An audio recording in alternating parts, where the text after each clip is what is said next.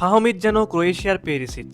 ইতালির ফোর্থ টায়ারের club US Livorno এর মূল দলের হয়ে খেলেছেন ফেনীর ছেলে ফাহমিদুল ইসলাম। প্রথমেই বলে রাখি, এখানে ক্রোয়েশিয়ার অন্যতম লিজেন্ডারি ফুটবলার ইভার পেরিসিচের সাথে কোনোভাবেই ফাহমিদের তুলনা করা হচ্ছে না, শুধুমাত্র তাদের প্লেয়িং স্টাইলের সামঞ্জস্যতা তুলে ধরা হচ্ছে। ইভান পেরিসিচকে তার ক্যারিয়ারের প্রত্যেক কোচই অন্যতম ট্রাম্প কার্ড হিসেবে ব্যবহার করেছেন ম্যাচে। উইং ব্যাক, লেফট মিডফিল্ড কিংবা লেফট উইং, যে কোনো পজিশনে তিনি ছিলেন ফিট। টাইট অ্যাঙ্গেল থেকে ক্রস কিংবা গোল করতে তিনি ছিলেন অনন্য। এবার আসি ফাহমিদুলের কথায়। 18 বছর বয়সী ফাহমিদুল ইসলাম যেহেতু লিভোর্নো এর মতো বিগ ক্লাবে খেলছেন, সেহেতু স্বাভাবিকভাবেই গেম টাইম পাচ্ছেন তিনি।